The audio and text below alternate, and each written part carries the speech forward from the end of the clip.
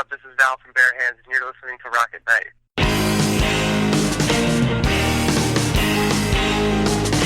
Yeah, are you ready? Hey, tonight I'm gonna take you on a little trip. We're going down south by the mighty Mississippi. I'm gonna take you to a place where lights never dim. Bring your mother, your brother, and your best friend. I'm gonna show you where they dance out in the street. They'll tell you all about your body heat. Not gonna talk about it, just gonna do it. Get on down if you feel up good. Get on down.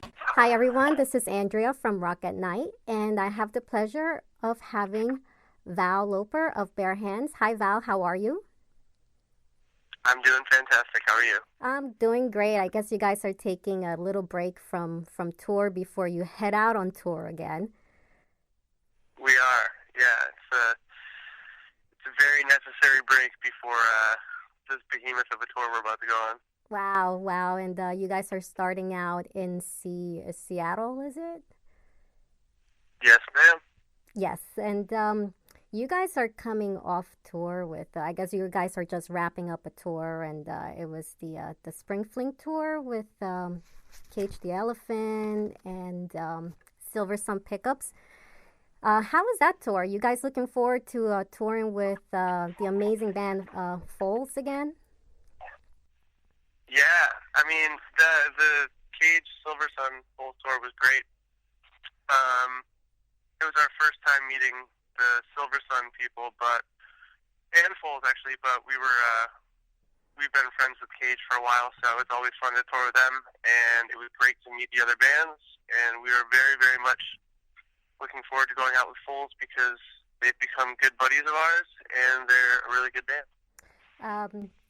How do you guys, musically wise, are you guys compatible with the sound? Do you find that people enjoy seeing you guys playing together? I hope so.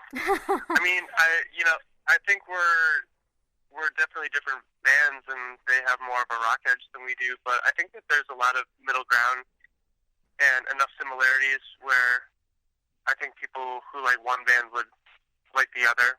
It doesn't seem too out of the ordinary for me. And it's cool, like the Foals guys and us, we come from similar places musically, so I think fundamentally it makes sense. Now, your new album is called You'll Pay for This.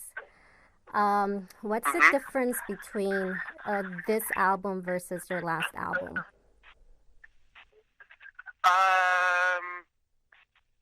Well, it was the first album that we made, like, where we actually had time to sit down and write a record. The other records we had made, like, write a song here, write a song there. We had jobs, and we were touring so much.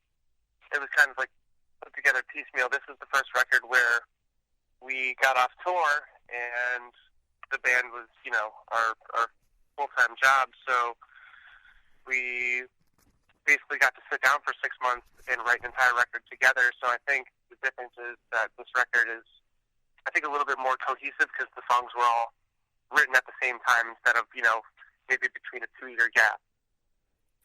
Wow. Okay. One of my favorite songs from the new album is "Boss." That song seems to have a lot of layers. It goes from, I don't know, I guess maybe like a folk inspired, and then it gets heavy. How did you guys go about such a creative concept for that song?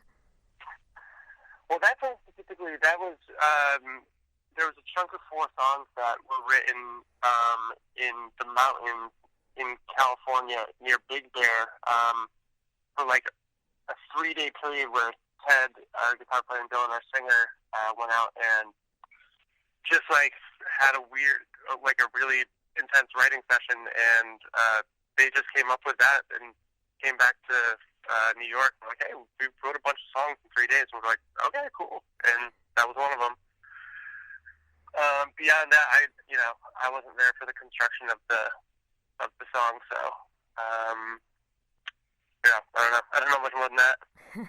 Now, do you think you guys have grown since your last album? I know a lot of the, especially with 2 a.m., that one song, it seems like you guys have talking about getting old. Yeah, I mean, like, it's funny you go from being like a young band to being an old band overnight. It seems you don't even notice. Like, we've been a band for 10 years now, so that seems to kind of come out of nowhere.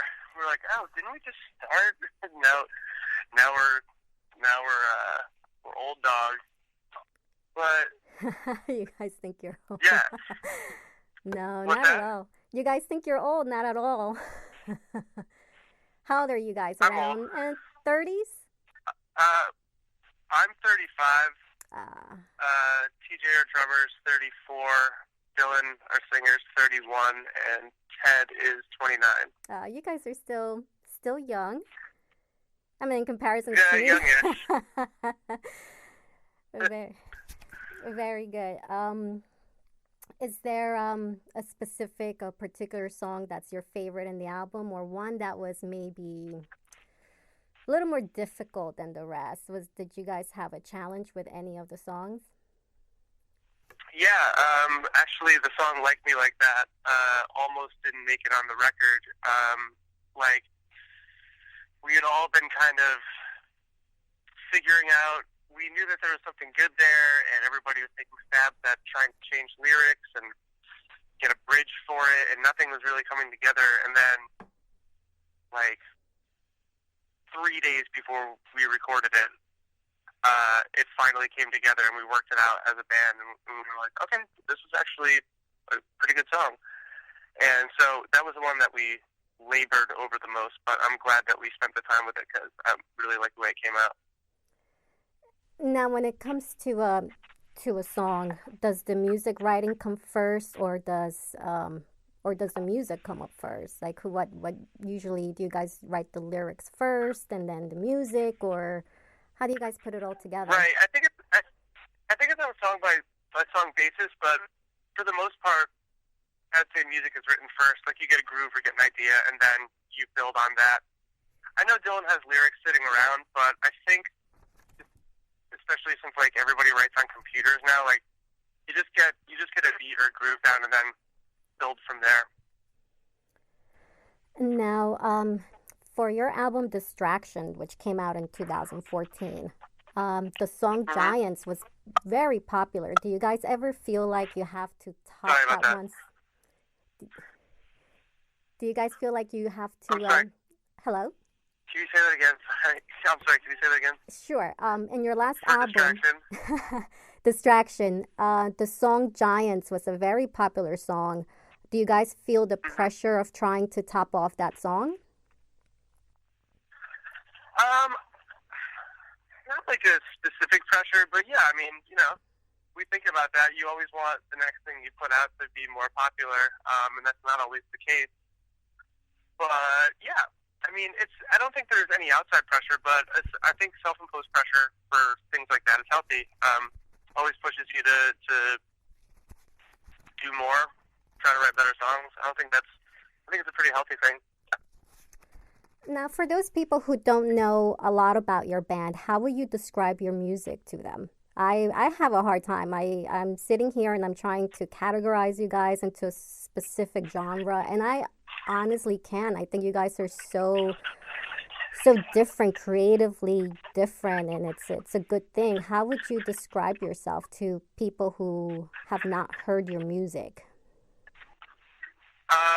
I mean, we have the same problem because our songs are kind of all over the place. So, I don't know, for lack of a better word, we usually just say, like, indie rock or pop or something because, I don't know. No. Labels are stupid anyway. I agree. Now, are the songs so different because each of you have a different taste in music? Do you have a specific favorite type of music versus somebody else in the band? Yeah, I mean, we all listen to everything, but I'd say rap is like the common thread between the bands. Like, we have the most crossover, or like we all like the same kind of rap. we like some of the same like old post-punk and punk stuff as well, and classics. But yeah, rap is like kind of our like the thread that keeps us together musically. What are you looking forward to on tour? What's the one thing you're looking for the most while you're out?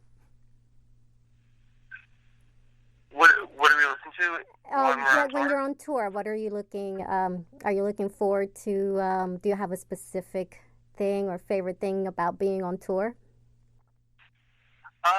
Just playing every night. Very good. It's great to be to play, just to be proactive, and that's why we all became musicians, was to tour and play shows. So it's great. You just have a good show, you're like, cool, I get to do it again tomorrow. If you have a bad show, you're like, cool, I get to make up for that tomorrow. Do you notice a difference between the fans when you go from city to city?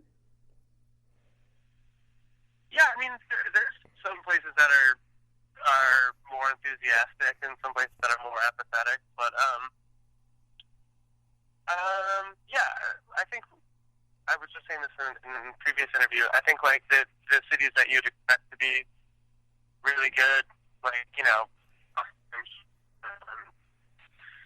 LA and San Francisco and whatever, like you expect them to be good. They are good, but I also said this before. There's like random places like Des Moines and Indianapolis that like we've come to love because the crowds are just so good there. And they're places that you wouldn't really associate, or you wouldn't think of them being like big rock towns, but we actually have really good luck there and have a good time every time. Now I know I'm the correspondent for Philadelphia, and I know Philadelphia loves you guys. Are you guys looking forward to? You guys, I think you're going to be coming. I think for Halloween, October 31st, you're hitting Philly. Yes. Do you like Philadelphia? Yes, we love. I'm sitting in a car with two Philadelphians. Oh, very nice. My girlfriend and her brother. Yeah, they grew up in Philly. Excellent. We love Philly. We always have a good time. And I'm looking forward to playing Electric Factory because I've never played there, and I'm looking forward to playing on Halloween because we've only done that one other time, and it was really, really fun. Wow, very good. We're going to try to dress up like something stupid. And are you guys dressing up? Maybe play it. Yeah, 2 years ago, we played on Halloween in Sacramento, and we all dressed in drag. That's and excellent. It was good. That's awesome. Well, I can't wait for you guys to come to Philly. I'm sure we'll be, Philadelphia, we love you guys. We're so open-minded about music. We're one of those cities where music is just, we're just all about music.